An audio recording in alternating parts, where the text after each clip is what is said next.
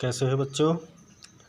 Lockdown चल रहा है तो मैंने सोचा कि आपको हमारी क्लास 9th की जो साइंस है उससे मैं आपका परिचय करा दूं।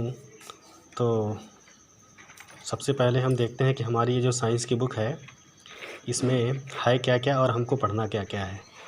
तो ये मैं जैसा कि आप देख रहे हैं ये हमारी विषय सूची है। इस विषय सूची में लगभग ये आप देख रहे हैं ये 15 पाठ दिए हुए हैं और इसमें से शुरू के जो पाठ 1 से पाठ 4 तक के पाठ हैं ये रसायन विज्ञान के हैं।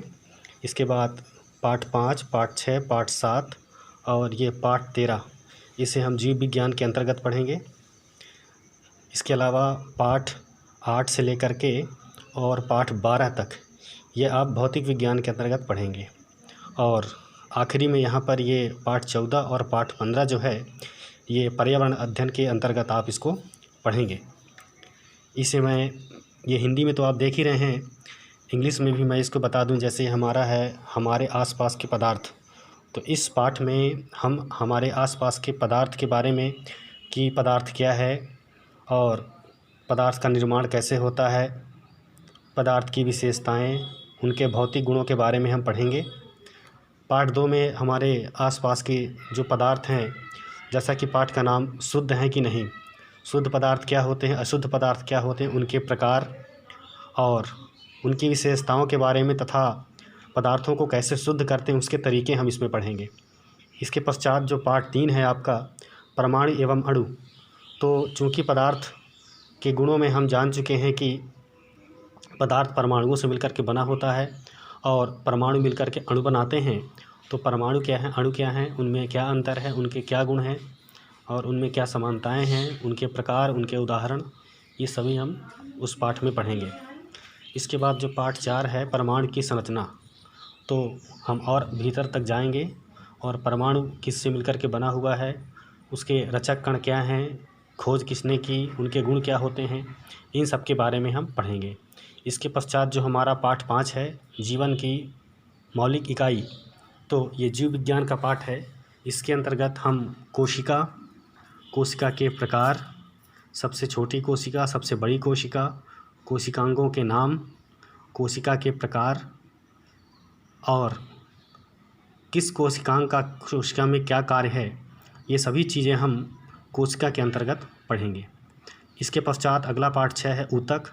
जैसा कि ऊतक जो है वो कोशिकाओं के समूह से मिलकर के बना हुआ है, तो ऊतकों के प्रकार, पादप ऊतक, जंतु ऊतक, उनके प्रकार, उनके कार्य और हमारे शरीर में उनके कहाँ कहाँ पे क्या क्या स्थान है, ये सब हम उनके देखेंगे। इसके पश्चात पाठ 7 जो कि जीवों में विविधता है, तो जीव किस किस प्रकार से होते हैं, इस संसार में भिन्न भिन्न प्रकार के जीव होते हैं, वो जीव एक दूसरे से कैसे भिन्न है, जीवों का कैसे विकास हुआ और जीवों में कौन कौन से लक्षण पाए जाते हैं, उन विभिन्नताओं के कारण क्या है, ये सभी चीज़ें हम पाठ 7 के अंतर्गत पढ़ेंगे।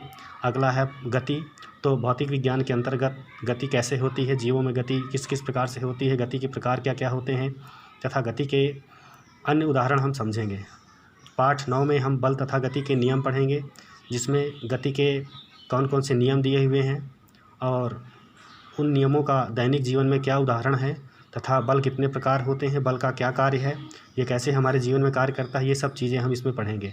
इसके बाद गुरुत्वाकर्षण का पाठ है, तो विभिन्न ग्रहों की जो गति होती है और सूर्य, पृथ्वी, चंद्रमा, इनमें किस प्रकार से गुरुत्वाकर्षण है, पृथ्वी वस्तुओं को अपनी ओर कैसे खींचती है, ग्रह एक दूसरे से किस प्रकार से आकर्षित होते हैं और सूर्य से किस प्रकार से गुरुत्वाकर्षण बल से बंधे हुए हैं, ग्रह अपने स्थान से क्यों नहीं जा पाते, पृथ्वी पर गुरुत्वाकर्षण, ये सभी चीज़ें जो हैं द्रव्यमान, भार इत्यादि हम इसमें पढ़ेंगे। इसके पश्चात कार्य तथा ऊर्जा, जिसमें कार्य क्या है, ऊर्जा क्या है, ऊर्जा के प्रकार, कार्य को ऊर्जा में, ऊर्जा को कार्य में किस प्रकार से रूपांतरित किया जा सकता है, ये सब हम पढ़ेंगे। इसके पश्चात जो हमारा पाठ 12 ध्वनि है, उसमें हम ध्वनि कैसे उत्पन्न होती है, ये इसके क्या प्रकार हैं, इसका दैनिक जीवन में क्या उपयोग हैं, इको क्या होता है, शोर क्या होता है, सॉफ्ट साउंड और जो इसके उपयोग होते हैं अल्ट्रासोनिक, इंफ्रासोनिक, ये सब क्या होते हैं, ऑडिबल रेंज क्या होता है, ये सब हम इसमें पढ़ेंगे। इसके पश्चात पुनः हम जो जीव विज्ञान का पाठ है, हम बीमार क्यों होते हैं, स्वस्थ कैसे रहें, बीमार होने पर व्यक्ति के शरीर में कौन से परिवर्तन होते हैं और हम बीमारियों से कैसे बच सकते हैं, अपने शरीर की हिफाजत कैसे कर सकते हैं, सुरक्षा कैसे कर सकते हैं रोग कैसे फैलते हैं, ये सब हम इसमें पढ़ेंगे। इसके पश्चात पाठ 14 में प्राकृतिक संपदा, जो कि जल, थल, हवा, वायु, ये सब क्या हैं, प्राकृतिक संपदाओं का संरक्षण क्यों आवश्यक है, इत्यादि हम इसमें पढ़ेंगे। इसके पश्चात जो हमारा पाठ 15 है, इसमें हम विभिन्न प्रकार के जो भोज्य पदार्थ हैं उनमें कैसे सुधार रख सकते हैं, कैसे उन्नत खेती की जाती है, कृषि के कौन कौन से तरीके होते हैं, फसल प्रबंधन किस प्रकार से किया जा सकता है, इत्यादि की जानकारी जो है हम इस पाठ में पढ़ेंगे। इस प्रकार से एक संक्षिप्त विवरण मैंने आपके सामने प्रस्तुत किया है। आगे हम एक एक करके प्रत्येक पाठ को डिटेल में पढ़ेंगे। आशा है आपको ये वीडियो देख करके आपकी जो क्लास 9th की ये साइंस की बुक है, इसका एक संक्षिप्त विवरण आपको मिल गया होगा। अगर आपको ये वीडियो पसंद आता है तो निश्चित आप इसको लाइक करिए और अपने दोस्तों के साथ शेयर कीजिए, ताकि हमारे बच्चों को फ़ायदा हो सके। धन्यवाद।